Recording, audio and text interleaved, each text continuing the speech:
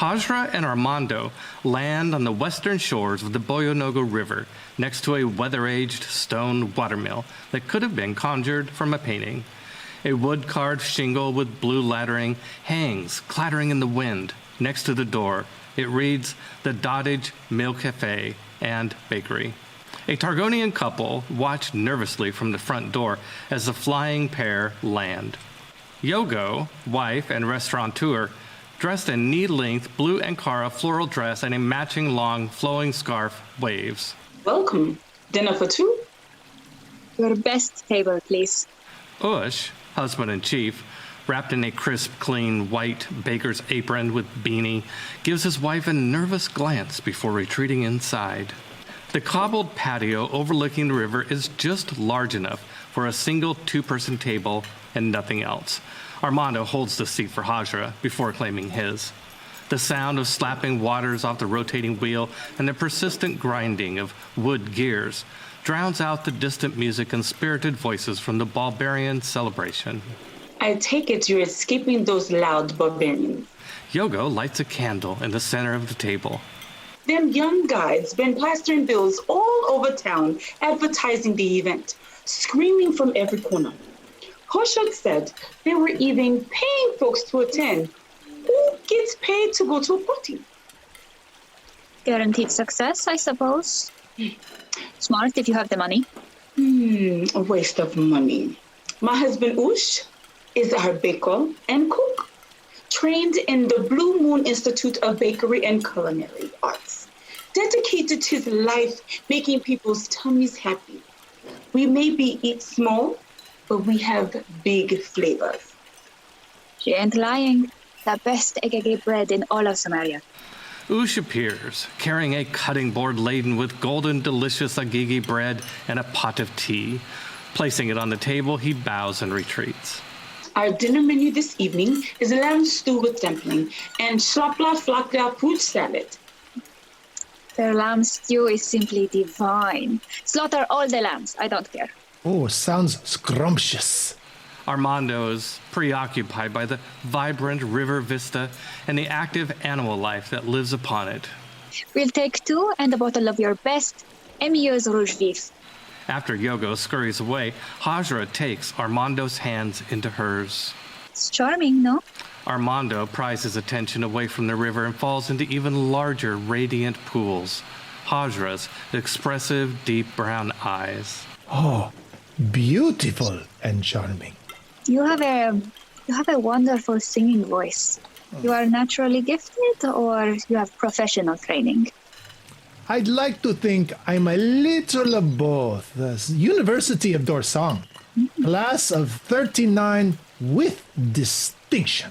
She leans close, elbows flat on the table, chin cupped in her hands as she slowly chews bread. What other gifts do you have with distinction?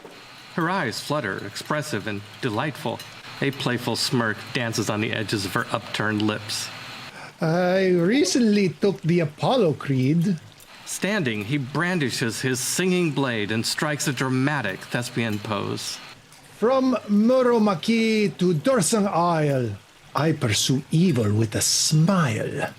Let those who strive by doing wrong beware my power. Apollo's song!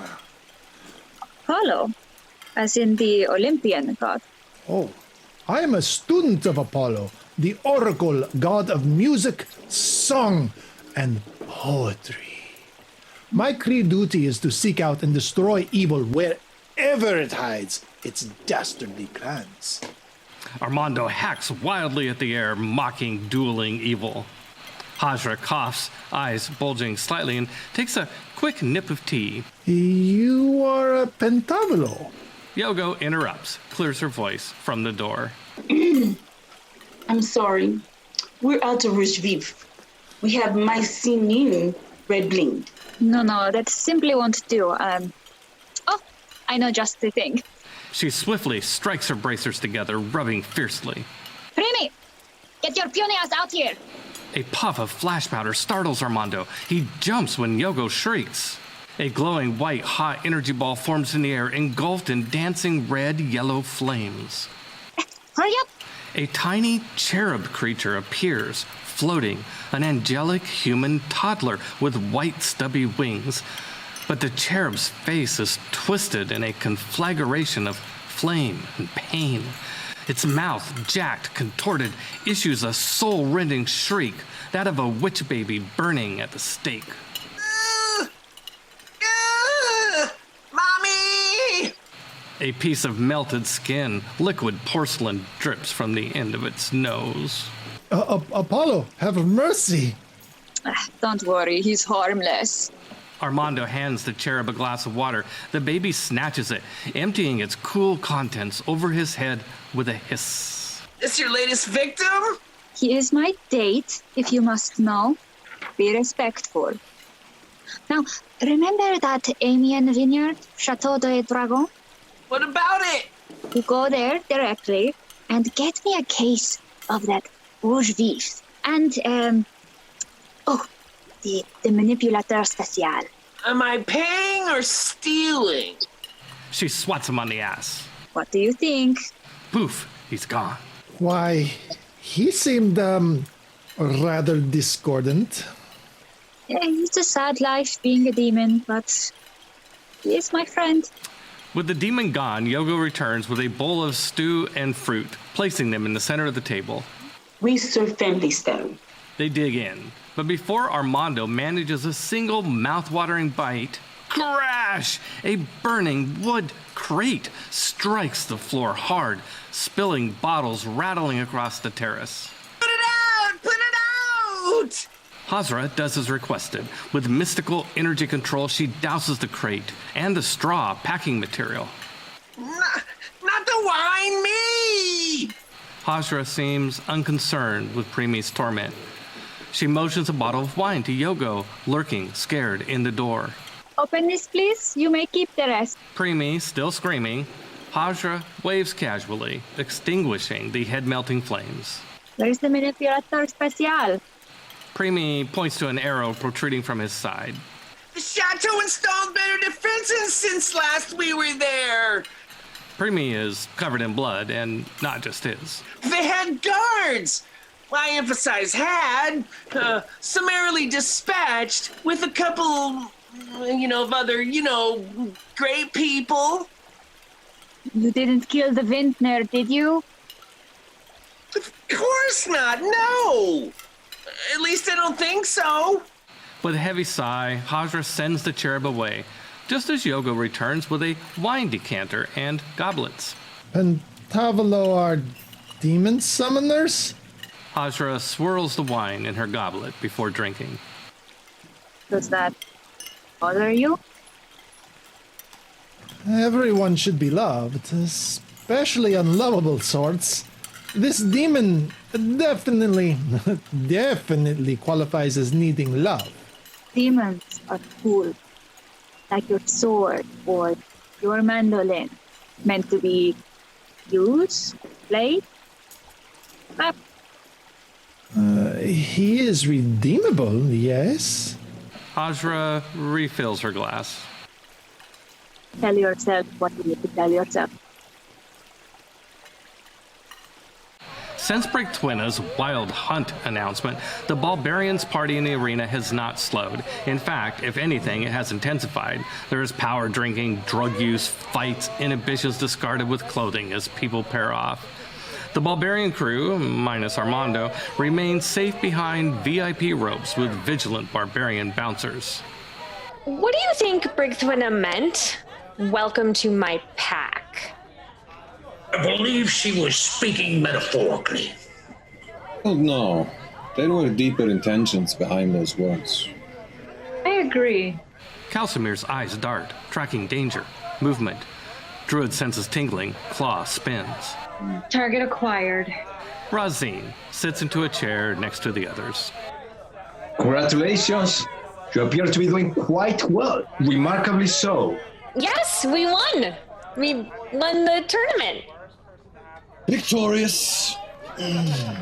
We are the champions, my friend. Brought us fame and fortune, and everything that comes with it. It's been no bed of roses. And it's not been a pleasure, Cruz. I assume then we will be seeing a return on the investment soon. Awkward silence. Drunk, awkward silence. Yeah. The interest, we're certain, can be repaid. But we'll need more time to cover the original outlay.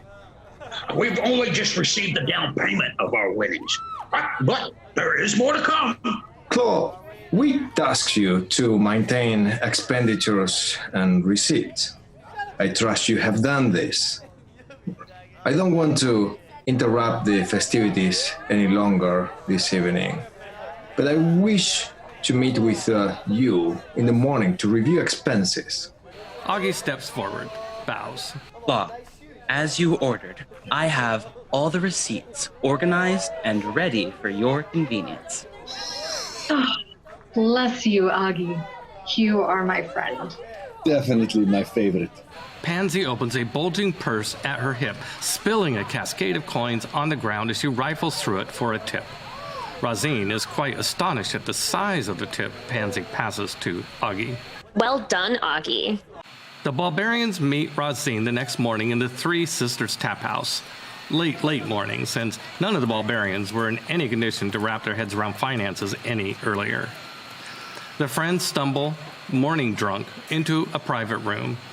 Augie is there, bright-eyed and bushy-tailed, with receipts well organized. Are you sure you don't have a dwarf in you somewhere? Claw enters, trips, and almost falls on the table. Oh, hydrate. Claw chugs a tall glass of water and motions to a young server delivering breakfast food. I want all your water. You planned this early on purpose. The barbarian grunts, heaps blood sausages on his plate. Eat breakfast, everyone. We have this handled. Rosine and I speak the same language. Later, Rosine and Augie are hip deep into the receipts by the time Armando, Pansy, and Calcimere find the room. Rosine picks up a large parchment, scans and studies the bottom line. 5,000 torts. 5,000 torts for the arena rental seems exorbitant, sure, but Augie quenches Rosine's objections with a fistful of alcohol sales, demonstrating the cost was covered. A flying circus? How much for bees? Acrobat bees! What is a party without entertainment? Why throw a party in the first place? I pay you to earn, make money, not to expend it like drunken orcs. All the barbarians gear up to take on the fight with Rosine, but Augie waves them down calmly. The Barbarians are a brand. Their name has value. The news of the Barbarians' exploits have spread all over Graver's Dig. Everyone has heard of their record-shattering hunt. And last night's celebration with Brigwina's toast? You can't buy that kind of publicity. You know what this means, right? Rosine shakes his head. He knew where this was heading, but let the lad continue. If you want results, they don't come for free. Rosine wasn't buying whatever Augie was selling. Listen, Mr. Rosine, sir. 5 nobodies fresh off the boat is just another 5 nobodies fresh off the boat. Graver's Dig chews up gravers and would-be hunters faster than they can arrive. Infamous! I'm famous. That's my job. Okay, this is blarney politics. All this money is what, advertising? Purchasing notoriety? Which is the intent to spend into what? It gets us in the door. A seat at the table. It's a conversation starter. Besides, I'm a bloody damn dwarf. Money will follow. Okay, color me interested. And for the next half hour, Augie and Rosine duel until they finally finish balancing the books, as it were. You have extra cash, which needs to be returned to Malika as a demonstration of the size of her initial investment. I have money from the blunder with the healing potions. I can add in another 500. How about we make this easy and everybody just gives me half of your money? Well, that simplified things all right. Everyone did as instructed, forking over 50%. Are we done here? Now that money matters have been put to bed, Rosine studies the room coolly, each barbarian in turn. Pansy, This dagger that you picked up. Pansy stiffens, deer in the bullseye lantern lights. Yeah. I know you have it. Don't worry, I don't want it. I'm not even going to touch it. I just want to see it. She gently removes the dagger from the scabbard at her waist and places it on the table before him. Pansy slowly retracts her hand, which remains on a hair trigger. It's just a dagger. No, Pansy, not just a dagger. Razin's eyes are no longer human, but instead are glistening golden gemstones with faceted pupils. He stares intently at the dagger, eyes wide, calculating. Magical? Claw and Calcimer lean over the table, giving the dagger a closer look for the first time. To be honest, I don't know for sure. I can't tell from this dagger, but that is what makes it intriguing. You aren't able to discern anything at all. Pansy, what did you take? Is it cursed? I don't know. I will tell you, however, to demonstrate our commitment to an open relationship, so that you don't betray us. A shadow haunts Calcimer's worried features. What does that mean? This dagger cannot be easily divined. And that's the reason why Malika sent me. Because her methods of tracking people failed. Torgrim slams the table with his tankard. You were tracking us? Of course we were tracking you, don't be naive. Torgrim growls and takes a slow drink, eyeballing Razin over the lip. Except you weren't. Or you couldn't. That's why you're here? This dagger obstructs certain types of divinations. So what? It has like an anti-Big Brother enchantment or something? And not just you. This particular influence appears to be an AOE. An A of what? Area of Area of effect. effect. Singing is an area of effect.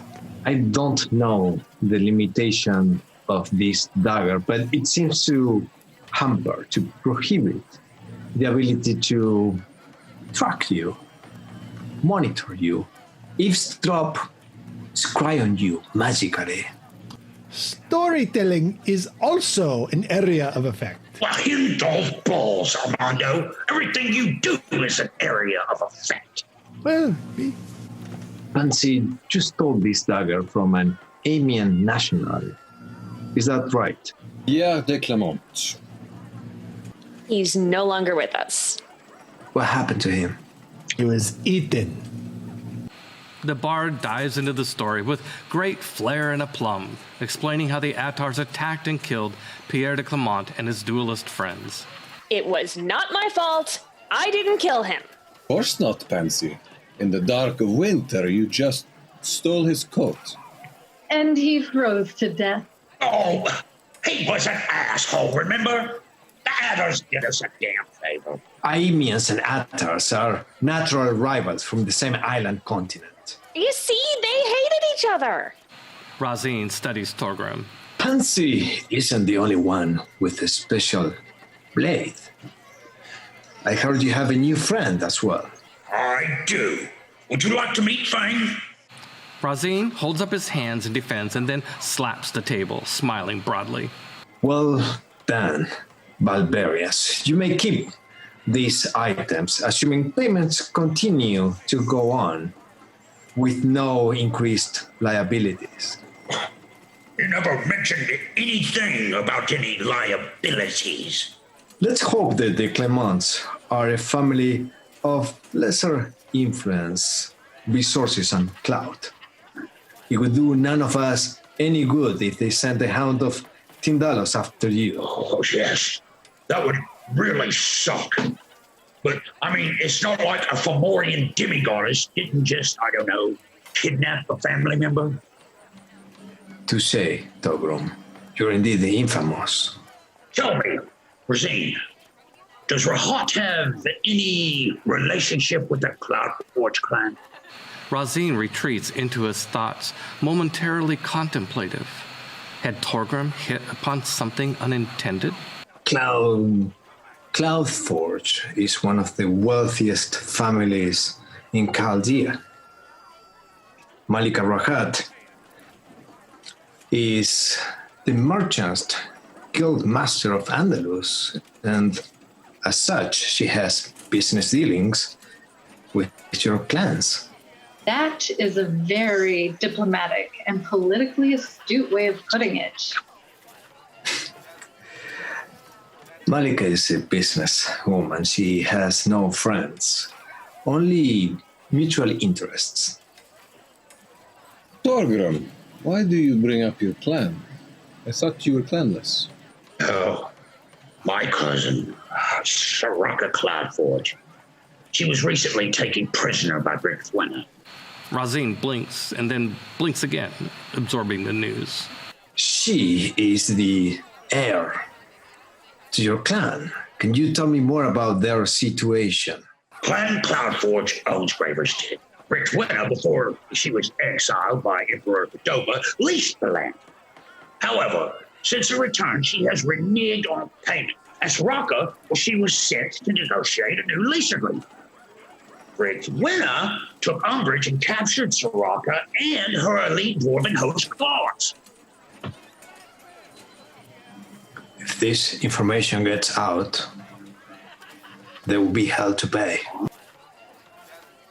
Torgrim is hoping to metaphor the situation, kill two birds with one stone, save his cousin, and pay off debts to Rahat. If we can return Soraka to her family, the clan would be incredibly grateful, and such that I think it would wipe our debt out to Rahat. If you have a viable plan to break Soraka free, should it become a positive outcome, of course, that should settle your debt. Our investigation plans should include Pansy and her cone of silence dagger. Good point, Armando. Everyone, stay within 120 feet of Pansy, approximately. Approximately, sure. Or a small group of not particularly powerful individuals, to be frank. Okay? And Frank says, we need allies. Everyone nods, recognizing the wisdom of his words. Now, luckily, I'll have a line on me. Cosmo has a meeting room where we can meet up with folks with mutual interests. Folks? What kind of folks? Sagacious and Sally. Oh, what? No way. You mean Team Invisibility, who stole our referee? I know you know this. I'm just making sure there aren't two sagacious wizards about. Now, listen now. Here's how I'm approaching this. The enemy of my enemy is my friend. And we know Sagacious has already taken action against Brickthwinner once, and at least to this point, he's gotten away with it. He's got a huge bounty on his head. Every Tom, Dick, and Harriet is trying to find him to collect the reward. Would you guys be interested in meeting him? No. I mean, oh my goodness. Cosmo believes him an ally.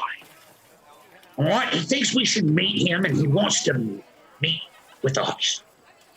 I say we do it. Razine stands, bored, tired, both. I'm going to leave the door of plausible deniability ajar. Send Gecko an update. I'll be at the good Hotel Shawn. After a casual, nonchalant mosey across Graver's Dig, our heroes arrive at Cosmos Tower. Torgrim enters first to establish contact, set up the confidential sit-down with Sagacious the Wizard. Later, but not that much later, our heroes loiter outside the tower, not so nonchalantly, kind of conspicuous in the open. Torgrim returns. It's a go. I'll go first. Reconnoiter the other side. Next barred man, then sticky fingers. Papa Bite and Cow, you bring up the rear. Cosmos Tower exists many places at once.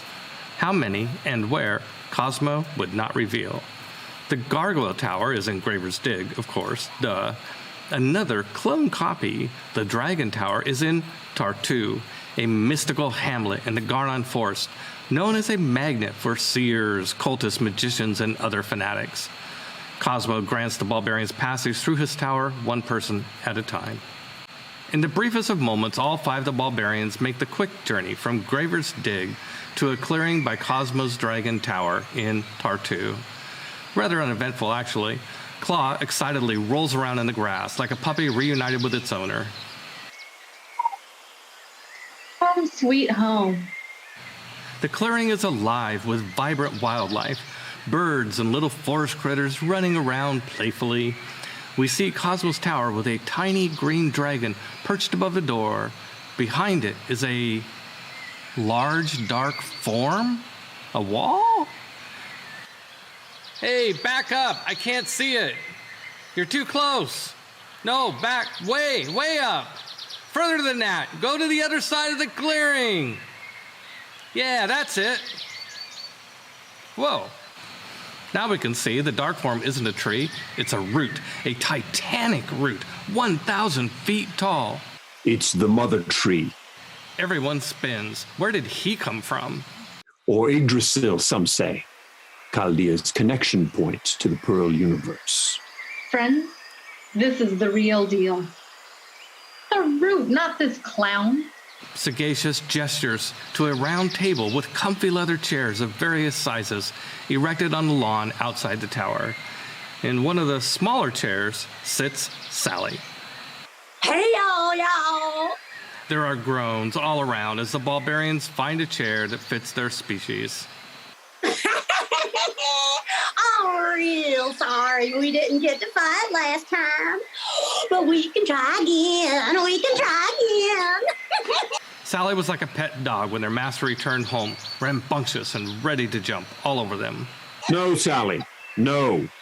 No, Sally, no! Oh. What?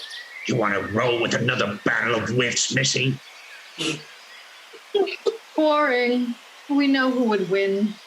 A battle of wits. These monkeys think they won a battle of wits. I didn't even get to use my club. A battle of wits requires intelligence, cleverness, for which you have neither. Sally leaps up on top of the table. Oh, I got wit. It's right here. Club wit. Now I'll bludgeon you over the head with wit until you bleed out your ears. Thorgrim pulls out Fang. Fair warning. I'm going to hit back with a metaphor. Ooh, a double-edged sword. Oh, that could help you or hurt you. Okay. Sally, cool your heels, or you're going back in the box. I mean it. Sally slowly climbs off the table and takes her seat. Thorgrim puts away his metaphor. Okay, wizard. Let's do business. Well, let me see. You figured the enemy of your enemy is your friend, right? Well, I'm pragmatic. I was hoping you would be open and clear-headed. Put off the awkward way in which we first met. The barbarians on this guy, though. Oh my gosh. Wow. You're naturally concerned about your cousin. Well, do you have any idea where she's being held? Because I do. Oh? Let us compare notes. Well, I've learned that Brigdwana keeps all her high-value targets in the Fey realm. It's called the Plane of Anon. It's the other world of the Celtic gods. I don't know for certain, but Brigdwana would certainly stash someone as valuable as Soraka Cloudforge there. Well, how do we get there? Can we go through Tartu? Certainly you could if you had the proper pathway icons, which I do not. Do you know somebody who can? I know a different route. Sagacious smiles, devilishly smug.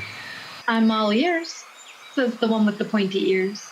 I've never been there, nor shall I risk it. But if you are young and foolish, or adventurous enough that you wish to attempt it, I know how to send you there.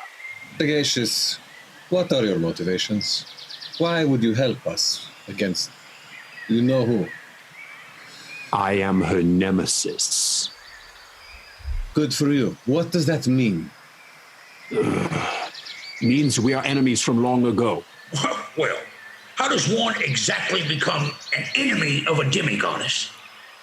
I want to tell you, truly, because I want to increase your trust, but there are some secrets I am not prepared to share. Sagacious unfurls a map on the table of Graver's Dig and the surrounding territory. Anon can be accessed from unholy ground of the Celtic god of the dead, Aram. And it just so happens that there is unholy ground near Graver's Dig. The cemetery. In the center of that cemetery are burial mounds, and if we go there, I can plane shift you to the plane of Anon. How do we get back? Sagacious holds up a hand and whistles. A red-breasted robin flies across the clearing and perches on his outstretched finger. This is Leila. She's the spellcaster, and she can bring you back. The bird chirps excitedly at Sagacious, terribly excited about something. Go on now. It's okay. The robin leaps and flies over to Claw, landing on their shoulder. Oh, hi there, little buddy. Aren't you cute? So you're going to bring us home? Fantastic. Now we have transportation. Sagacious, what else do you know about this strange world? Is it guarded? Better yet, is Soraka guarded?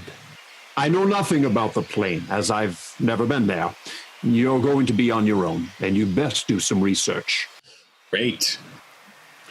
When it's time to go, I recommend we conduct the ritual during Brigthwinna's wild hunt. Hopefully, she'll be distracted with the ecstasy of the chase. That gives us a few extra luxury days to research, which I'm happy to do. Cosmo has a reasonable library. You may use it. Start with the obvious topics such as Anon, Otherworld, Around, Fomorians, Celtic religion. Sagacious, why don't you just come with us? We could use the help. Oh, yeah. Let's see if Sally's Wit Club is all that. You witless wonders, don't you know what a planar constant is?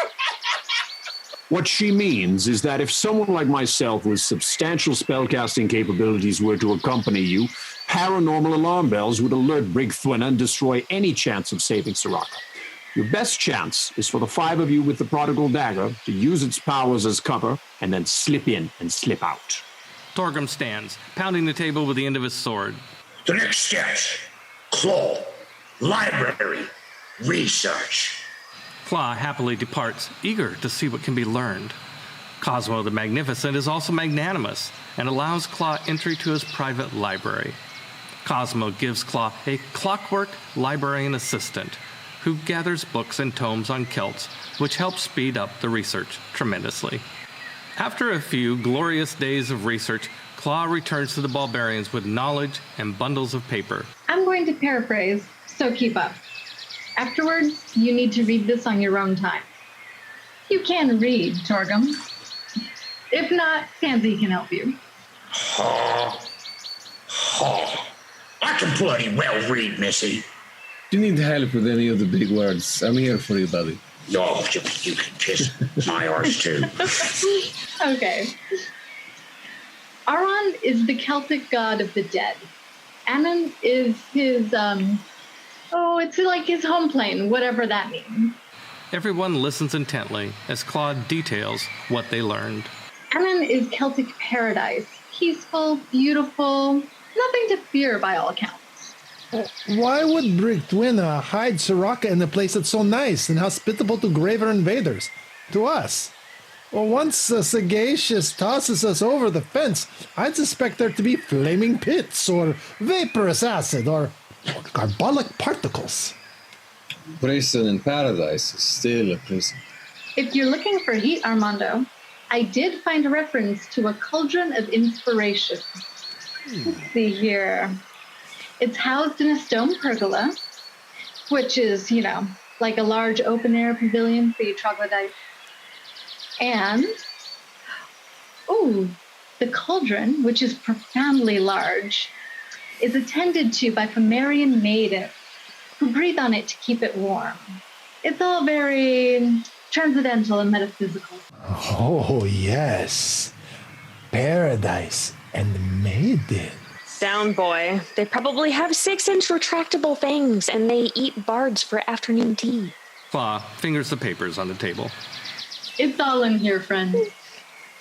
Rita, knowledge is power.